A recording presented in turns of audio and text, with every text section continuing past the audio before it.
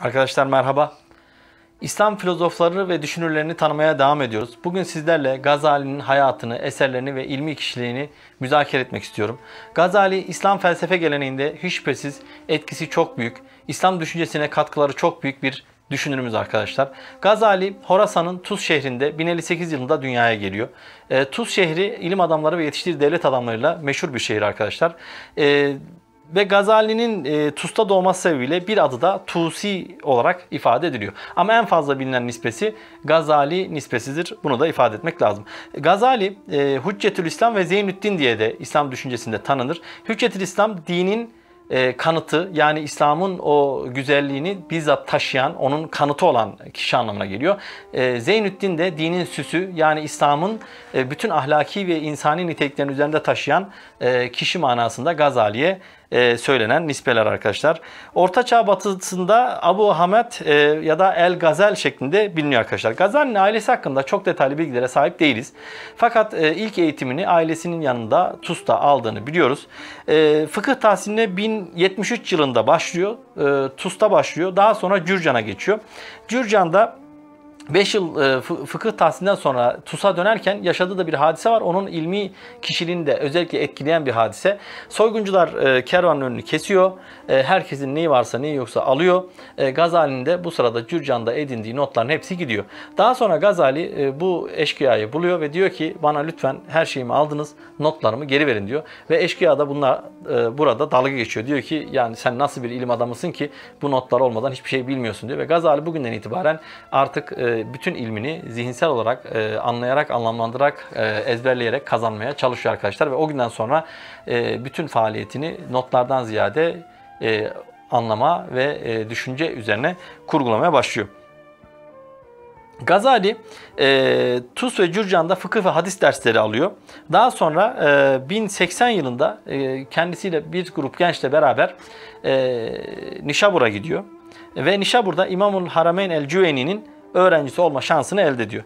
Nişabur'da mantık ve çeşitli disiplinler üzerinde çalışıyor. Felsefe üzerinde çalışıyor. Aslında bunda hocasının da etkisi büyük. Çünkü Cüveyni de çok farklı konularda tartışmaya açık, öğrencilerinin zihnini açan büyük bir düşünür olarak karşımıza çıkıyor arkadaşlar. Gazali tasavvufi kişiliğini de Kuşeyri'nin talebesi olan bir düşünürden alıyor ve aslında zihninde fıkıh, kelam ve tasavvufla ilgili bilgiler oluşmaya başlıyor arkadaşlar. Cüveyni'nin vefatı üzerine 1085 yılında Nizam-ı Mülk'ün nerede olduğu bilinmeyen karargahına gidiyor ve orada 28 yaşında olmasına rağmen Nizam-ı Mülk Gazali'ye büyük bir önem veriyor, itina gösteriyor. Aslında Nizam-ı Mülk'ün o günkü siyasi bir deha olarak Selçuklu yönetiminin batınilikle olan mücadelesinde Gazali'yi önemli bir ilim adamı olarak görmesinden kaynaklanıyor ve bu Gazali'nin aslında Nizamiye Medresesi'nde önünde açmış oluyor. Ve buradan itibaren Horasan imamı iken Bağdat imamı olarak da Gazali nitelenmeye başlıyor. 1091 yılında vezir tarafından Bağdat Nizamiye Medresesi müderrisine tayin ediliyor ve buradaki çalışmaları döneminin halifesinin ilgi ve desteğini görüyor arkadaşlar. Gazali burada Nizamiye Medresesi'nde 300'e yakın talebeye çok yoğun bir şekilde dersler veriyor. Öğrencileriyle yakından ilgileniyor. Felsefi ilimleri anlamaya, anlamlandırmaya çalışıyor. Özellikle meşayi ve işraki felsefenin pek çok yönünü aydınlatmaya çalışıyor. Daha sonra Gazali batinilik çalışıyor. Batinilik üzerinde incelemelerde bulunuyor ve o dönemki batıniliğin ilkeleri, amaçları ve gayeleri üzerinde çeşitli çalışmalarda bulunuyor. Fakat bu eleştiriye uğruyor. Munkaza da bunu ifade ediyor. Yani bu grupların fikirlerini bu kadar söylemen aslında onların fikirlerini yaymak anlamına gelmiyor mu şeklinde ifade ediyor. Bu noktada Gazali'ye şunu belirtmek lazım. Gazali çok yönlü bir düşünür ve asla korkmayan, fikirden korkmayan, fikre fikirle cevap verebilecek bir niteliğe haiz bir düşünür. Daha sonra siyasi olarak işte tekfir hadisi ya da diğer konuları müzakere edeceğiz ama kendisi çocukluk çağından itibaren araştırmaya karşı büyük bir ilgi duyduğunu, taklit bağından kopup tahkiki olan şeye yöneldiğini söylüyor arkadaşlar. Ve bu ilmi disiplinleri almasıyla beraber aslında Gazali basamak basamak tasavvufa kadar ilerliyor ve kelam, felsefe, batınlık ve tasavvufu hakikat yollarını araştırma yöntemi olarak ortaya koyuyor arkadaşlar. Şimdi Gazali'nin temelde verdiği dersler, yaptığı işler ve araştırmaların neticesinde aslında Gazali çok büyük bir buhrana da düşüyor. Munkız Minet Dalal adlı eseri bizim Gazali'nin aslında düştüğü buhranı göstermektedir. Bu Milli Eğitim baskısı öğrenciyken temin etmiştim. Şimdi Mevlüt hocamla beraber İclal hocamızın editörlüğünde Munkız'ı çevirdik. İnşallah çok yakın bir dönemde yeni baskısıyla Arapça metniyle beraber neşredeceğiz. Orada da biz aklı karışıklar için kılavuz şeklinde biz Munkız'ı verdik. Çünkü Gazali burada insanın bilgi paradigmalarını nasıl bir üst noktaya taşıdığını ve aklın karıştığı ya da duraksadığı yerlerde nasıl bir çözüm yolu bulduğunu bizlere açıklamaya çalışıyor. Kendi yaşadığı sıkıntılardan hareketle çözüm önerilerini bizlere sunuyor arkadaşlar. Gazali en son işte buhran dönemine giriyor ve artık Bağdat'taki medresedeki görevlerini yerine getiremez hale geliyor. Dili kilitleniyor. Ders veremez hale geldiği için de oradan ayrılmak istiyor. Ailesini ikna ediyor, çevresini ikna ediyor ve 1095 yılında Bağdat'tan ayrılıyor. Daha sonra Şam'a gidiyor. Orada Emevi Camii'nde uzdete çekiliyor. Riyazet ve mücahede, kendi tabiriyle riyazet ve mücahede gerçekleştirerek günlerini bu şekilde kitap telifiyle ve tefekkürle geçiriyor arkadaşlar. Batıni terörü tabi bu arada yaygınlaşıyor. 1095'ten önce henüz o kadar yaygın değilken daha sonra işte Nizam-ı Mülk'ü de İsmaililer tarafından öldürülmesi, Melikşah'ın ölümü aslında Gazali bunlar etkileyen şeyler. Gazali bu dönemin 11 yıl kadar niteliyor ve 1106'da Nişabur'a geri dönüyor. Buradaki Nizami Medresesi'ndeki tekrar öğretim görevine başlıyor. Ama artık diyor eski Gazali yok. Yani ben o Gazali değilim. O zaman mevki kazandıran ilmi öğretiyordum. Şimdi mevki terk ettiren ilmi öğretiyorum diyerekten kendi geldiği ilmi noktayı da aslında bizlere sunmuş oluyor. Aslında geri dönerken de çok mütereddit. Dönmek istemiyor ve sürekli istişarelerde bulunuyor ama insanların bu kadar büyük bir fikri bunalımın olduğu, İslam toplumunun bu kadar büyük zorluklarla karşı karşıya olduğu bir dönemde senin zaviyende kalman uygun olmaz diyor. Ve Peygamber Efendimiz de her yüzyılın başında bir dini insanlara anlatan, doğru bir şekilde aktaran insanlar yetişecektir şeklinde hadisi de kendisine delil alarak tekrar eğitim ve öğretim sürecine dönüyor. Batınlık hareketini anlamak için aslında günümüz şartlarında düşünmemiz lazım. Bugün de dini yorumları işte masum bir imama dayandırarak kendi akıllarınca sorumsuz bir bakış açısıyla ne noktalara getirebildiğini görebiliyoruz. Onun için dinin anlaşılması ve yorumlanması çok önemli ve bu manada, gerçek manada düşünürlere her zaman ihtiyacımız var. Eğer düşünürlerimiz, aydınlarımız bizleri uyarmazsa maalesef bu tip terör yapılarına da meydan verilebiliyor ve kendisini dini kullanarak farklı kötü amaçlarına dini alet edebiliyor arkadaşlar. Şimdi şöyle söyleyeceğiz. Gazali'nin ikinci öğretim dönemi o kadar zevkli geçmiyor. Ve sükunet hayatının özlemini duyuyor. 1109 yılında yine eğitim öğretimi bırakıp Tus'a dönüyor. Ve 1111 yılında da vefat ediyor. Gazali'nin kabri Haruniye diye anılmakta ve burada bayağı bir kötü durumda olduğu söyleniyor kaynaklarda arkadaşlar. Yani kısa bir ömürde çok büyük bir külliyat ortaya koymuş bir düşünürümüz arkadaşlar. Şimdi Gazali'nin yaşamını ana hatlarıyla söyledik. Şimdi felsefi düşüncesini ve İslam düşüncesine yaptığı katkıları da zikredelim. Ana hatlarıyla Gazali'yi tanımış olalım. Şimdi Gazali'nin aslında İslam felsefesi ve düşünce geleneğine yaptığı en büyük katkı mantık alanında oluyor. Mantık alanında kelamcıların mantıktaki usullerini eleştiriyor. Aristo mantığına dair yaptıkları ona uygun olmayan yöntemlerini kınıyor. Ve bir kanıtın doğruluğunu yaygınlığından ya da meşhurluğundan almasının uygun olmayacağını söylüyor arkadaşlar. Ve bilginin doğruluğu şöhretiyle değil apaçık oluşuyla bilinir diyor. Ayrıca mantık bilmeyenin ilmine itibar edilmez diyor. Şimdi bugün günümüzde ilahiyat fakültelerinde ya da dini ilimlerde mantık disiplinine karşı olan pek çok cahil insan var. Ama Gazali aslında dine en büyük zararı bunların verdiğini söylüyor. Çünkü mantık bilmeyen kişinin aslında kendini ifade etmesi ve karşısındaki insanın sözlerini anlaması mümkün olamayacağı için baştan mağlup olarak olaya girdiğini söylüyor. Peki Gazali İslam düşünce geleneğinde mantığı nasıl zemin buldurdu? Onu da konuşmamız lazım. delilin butlanı medlulün butlanı gerektirmez diye bir ifadesi var. Önceki kelamcılar delilin butlanı medlulün butlanı da gerektirir deniyordu. Yani bir konuda delil getirirseniz ve o delil batıl olursa o zaman delil getirilen şey de batıl olur anlayışı vardı. Ve bu nedenle Tanrı hakkında delil getirdiğiniz zaman o getirdiğiniz kanıtlama bozulduğu anda sizin Tanrı inancınızın sorgulanır bir hale gelmesi söz konusuydu. Fakat Gazali bunu o şekilde ifade etmedi. Bu delil getirilerin butlan anlamına gelmeyeceğini, tam tersine sizin delillerinizin eksik ya da yanlış olduğu anlamına geleceğini söyleyerek İslam eğitim tarihinde mantığın medreselerde ve okullarda okutulmasını sağlamıştır. Bu anlamıyla aslında Gazali'nin felsefi düşünceye ve İslam geleneğinde, Sünni düşüncenin teşekkülünde mantığın önemli bir aygıt olarak kullanılmasını sağladığını söyleyebiliriz. Gazali'nin mantıkla ilgili eserlerine bakacak olursak Miyarul İlim, bu çevrildi. İlmin ölçütü arkadaşlar. Arapçasıyla beraber neşredildi. Bunu sizler de temin edebilirsiniz. Onun dışında yine mantıkla ilgili diye söyleyebiliriz.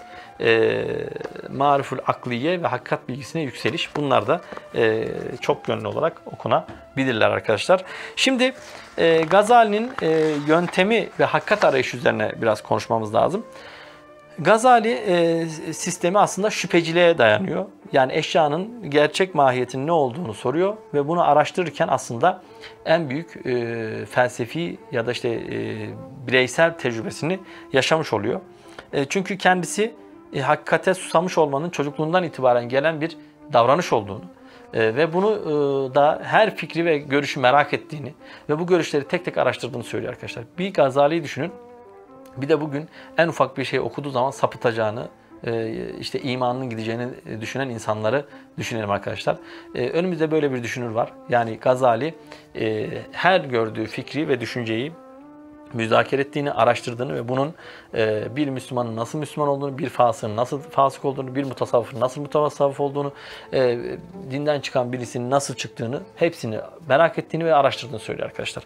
Onun için de Gazali'nin metodik şüphesi önce duyu verilerini, daha sonra akıl verilerini, daha sonra da irfani verileri elde edecek şekilde bir üst basamağa doğru gidiyor arkadaşlar.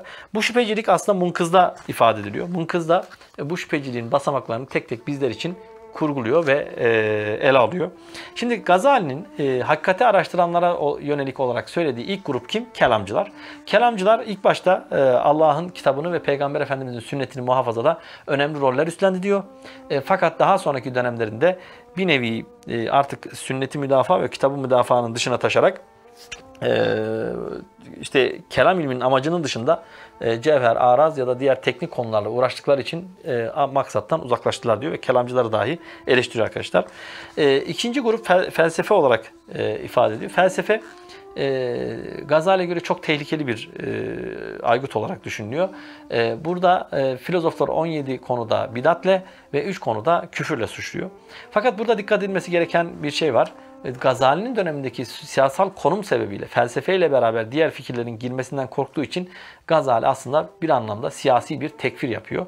Bu siyasi tekfirin neticesinde Gazali çok eleştiriliyor. Yani İslam felsefesinde felsefi düşüncenin durağanlaşması ve felsefenin ve bilimin İslam düşünce geleneğinden uzaklaşmasına sebep olduğu için Gazali bu konularda eleştiriliyor arkadaşlar. Gazali Tehafütül Felasife adlı eserinde filozofları tenkit ediyor arkadaşlar. Tehafütül Felasife'de 3. mukaddime, ben onu daha önceki bir videomda da sizlerle paylaşmıştım. Özellikle şu ifadelerle veriyor. Çünkü diğer mezhepler ayrıntıda bize ters düşseler de filozoflar dinin temel ilkelerine ve saldırmaktadırlar. O halde bizler onlara karşı birleşmeliyiz. Sıkıntı zamanlarında kin ve nefret ortadan kalkar diye filozofları Tehafütül Felasife adlı eserinde eleştiriyor arkadaşlar. Şimdi burada yöntem bakımından ben yeni bir bina yapmayacağım diyor. Var olanı yıkacağım diyor. Yani ben size bir felsefi sistem oluşturmayacağım. Bunların sisteminin ne kadar geçersiz olacağını ifade edeceğim diyor. Peki sorun ne? Sorun alemin kıdemi, Allah'ın bilgisi ve cismani haşr konuları. Şimdi bu Gazali'nin Faysal-ı Tefrika adlı eserinde de aslında bu konularda tevilin tekfir gerektirmeyeceği konularını da söylüyor ama dinin esasına dair konular olarak nitelendiriyor ve bunları özellikle alemin kıdemini, Allah'ın bilgisi meselesini, mesela Allah'ın bilgisi meselesi neydi?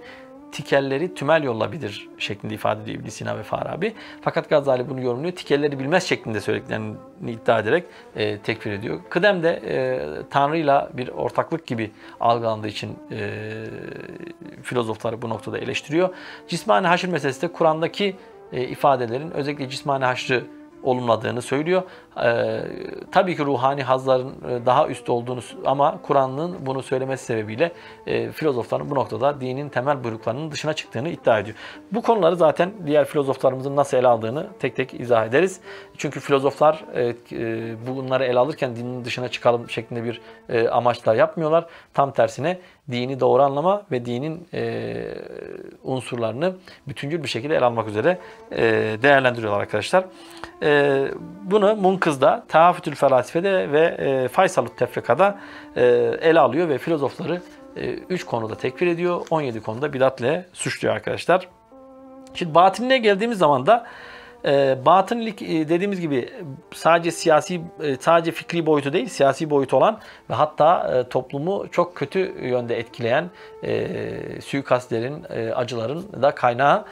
Burada masum bir imamdan öğretiyi aldıklarını iddia eden bir grup var ve Gazali burada batıniliği reddediyor ve Fadaihül Batiniye adlı eseri kaleme alıyor arkadaşlar. Şimdi burada esasen şunu vurgulamak lazım. Gazali'nin birinci etkili noktası mantığı İslam disiplinlerine sokmasıydı. İkinci etkili noktası filozoflara yönelik eleştirisiydi. Üçüncü etkili noktası da tasavvufla batınlık arası, sufilikle batınlık arasındaki ayrımı yapmasıdır ve sufiliğin İslam düşünce geleneğinde ehli sünnet düşüncesine teşekkür etmesini sağlayan Gazali'dir. Çünkü eğer Gazali'nin batınlıkla olan o farkı ayırt etme yöntemi olmasaydı sufilikte batınlık gibi değer görebilirdi. Şimdi bunu nasıl yapıyor? Bunu şundan dolayı yapıyor. Gazali aslında ne duyu verilerini ne akıl verilerini inkar ediyor. Yani duyu verilerini bir basamak, akıl verilerini bir basamak, onun üzerinde irfani verileri aslında kabul ediyor. Çünkü duyunun yanıltabileceğini, aklın yanıltabileceğini söylüyor. Bakın burada bir ayrıma gitmek lazım. Bazen şunu söylüyorlar. Fiziksel gerçeklik yanıltabilir. Hayır, fiziksel gerçeklik yanıltır demiyor. Tam tersine. Fiziksel gerçeklik olduğu gibidir ama senin algı biçimin yanlış olabilir. Ya da senin akletme ameliyen yanlış olabilir. O nedenle sen yanılabilirsin diyor. Peki burada ne yapıyor? Bir üst basamağa çıkıyor ve irfani dediğimiz işte kendi tabiriyle nurun kalbine, ışığın kalbine akıtılması şeklinde gerçekliği kavradığını söylüyor. İşte batınilik bu bakış açısıyla değil, tam tersine sorgulanamaz bir imam, ne derse doğru, dinin bütün verilerini istediği gibi yorumlayabilen bir imamın peşinden giden bir güruh oluyor arkadaşlar.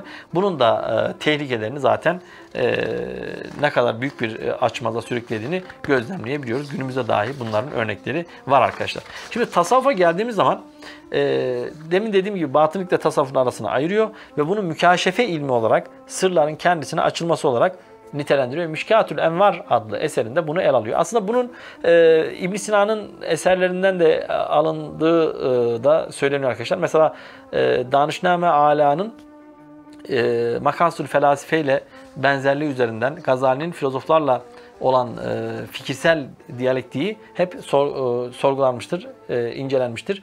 Aslında Gazali'nin Munkız'daki geldiği nokta da bize bunu göstermekte. Yani özellikle felsefeye çok vakıf, fakat siyasi olarak bulunduğu konum gereği filozofları tekfir ediyor, tenkit ediyor ve bir nevi aslında bütün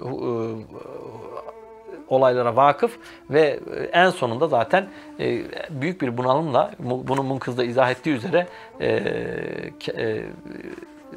fikri düşüncesini olgunlaştırmaya devam ediyor arkadaşlar. Burada Sufilerin temelde bilakis zevk ve hal üzere bir ilimle bunları öğrendiğini ve Allah Teala'ya, nübüvvete ve ahiret gününe yakini bir bilgiyle kesin olarak inandığını söylüyor. Şimdi ben şu itikatta orta yol, El-İktisat fil İtikat adlı eserini de tanıtayım. Bu eserlerimiz Türkçe'ye kazandırılmış arkadaşlar. Gazali'nin bir eseri daha var. Hangisi? Munkız Minet Dalal. Burada 4 cilt aslında. Burada 8 cilt küçük baskı şeklinde yapmışlar. Bu da halka yönelik dinin pek çok yönünü, fikrin pek çok yönünü açtığı ve o uzlet döneminde yazdığı bir eser arkadaşlar. Ve Gazali bu eseriyle İslam dünyasında her yerde karşımıza çıkan bir düşünürümüz olarak görüyoruz arkadaşlar. Şimdi bu tasavvufi gelenekle ilgili de Mevlüt hocamızın Kalbin Anlaması adlı bir eseri var. Ben özellikle bu Sufi paradigmanın anlaşılması noktasında hocamızın kitabını sizlere öneririm. Kalbin Anlaması bu noktada Gazali'nin epistemolojik o irfani mertebeye nasıl yükseldiğimizi gösteren önemli bir çalışma. Bunu da sizlere tanıtmış olayım arkadaşlar. Şimdi biz Mevlüt hocamla beraber lisans yayıncılıktan çıkan İslam Felsefesi adlı esere de Gazali ile ilgili bir bölüm yazdık. Orada Gazali'nin hayatını, eserlerini, filozoflarla olan mücadelesini pek çok yönüyle ele aldık arkadaşlar. İlgilenen arkadaşlarımız da bunu bu kitaptan okuyabilirler, temin edebilirler. Şimdi şunu söyleyeceğiz. Son olarak da ahlakla ilgili görüşlerine de temas edeyim. Ondan sonra Gazali'yi ana hatlarıyla tanıma ve tanıtma videomuzu bitirelim arkadaşlar. Ahlak, iyilik ve kötülük fiilin kendisinden değil yöneldiği gayededir diyor Gazali. Allah insanları ödüllendirmek zorunda olmadığından ahlakın temeli buyruktur. Fiillerin iyilik ve kötülük vasfı buyruk ya da yasaktan sonra gerçekleşir diyor. Kaynağı vahiy olmayan bir ahlakta mutlak hayır ve mutlak şerden söz edilemez. Şimdi burada Gazali bir şeyi iyi ya da kötü yapan aklın onun üzerindeki hükmü değildir diyor. Bir şeyi iyi veya kötü yapan Tanrı'nın o konuda haramdır ya da helaldir demesidir diyor. Şimdi ben bunu Ahlaki Önermelerin Kaynağı adlı Gazali merkezli bir makale yazmıştım. Onu da ele aldım. Şimdi biz dini emirleri ne yapıyoruz? Alıyoruz. Gazali burada bunların esas olduğunu ve akıl ve muhakeme kabiliyetiyle insanın iyi ve kötüyü ayıramayacağını söylüyor. Neden söylüyor? Çünkü insan nefsine yenik düşer diyor ve kendisi için iyi ve kötüyü bilemeyeceğinden buralarda hatalar edebilir diyor. Fakat şunu söylemek lazım. Gazali'nin söylediğinin yani dünyevi konularda olayların tek tek değerlendirmesi noktasında da akıl ve muhakeme kabiliyetinin burada bir takım açmazlara düştüğünü de gözlemleyebiliyoruz. Yani nasıl? Şimdi her şeyi emir ve nehi olarak algıladığımız zaman yeni karşılaşılan bir durumda ne yapmamız lazım? Bu emirlerin bir yöntemle tekrar ele alınması ve değerlendirmesi gerekiyor. Yani akıl ve muhakeme kabiliyeti de bizim görüşümüze göre ahlakta önemli. Fakat Gazali burada esas olan emir ve nehidir diyerekten ahlakı bu alanla sınırlandırıyor arkadaşlar. Gördüğünüz üzere Gazali İslam felsefesinin, düşünce geleneğinin en büyük alimlerinden bir tanesi. Çok yönlü olarak ele alınmış, birçok alana vakıf. Fakat tekfir hadisesi dolayısıyla felsefenin İslam'da gerilemesine sebep olduğu söyleniyor. Burada şunu söylemek lazım. Gazali'nin yaptığı sistem eleştirilebilir, beğenilebilir. Fakat şu bir gerçek, filozofları eleştirirken felsefeyi filozoflar kadar öğrenmeye çalışan, kelamcıları eleştirirken kelamcılar kadar kelam bilen, batınileri eleştirirken batıniler kadar bilen ve sufileri anlamaya çalışırken sufiler kadar bunun hem teorik hem de pratik alanını bilen bir insan. Yani bilmediği şey hakkında konuşmuyor. Bildiği şeyler hakkında konuşuyor. Fakat yaptığı işte bir takım işte dönemin ya da siyasi durumun etkisi olduğu ve işte tekfir hadisinin yani felsefi bir olayı dini bir sahaya taşıması ya da İbn Rüşd'ün tabiriyle tevilleri halka açması ve felsefi bilgiyi halka açarak onların da zihnini bulandırması eleştirilen noktası. Ama dediğimiz gibi bugün felsefe karşıtı olan insanların bilmediği şeylere karşı olmasıyla Gazali gibi felsefeyi, batıniyi, kelamiyeyi ve sufi paradigmayı bütünüyle bilen ve bildiğinin üzerinden eleştiren insanların olması çok farklı şeyler. Onun için biz Gazali'nin düşünce sistemini önemsiyoruz. O özellikle Munkız'daki yaşadığı tecrübe tekrar gündeme gelmeliydi. O nedenle biz de Mevlüt Hocam'la beraber bir makale ve Munkız'ın çevirisini ve Arapça metnini en kısa zamanda başlık olarak da aklı karışıklar için kılavuz şeklinde yayınlayacağız. Bundan sonraki videomuzda görüşmek üzere. İyi günler dilerim.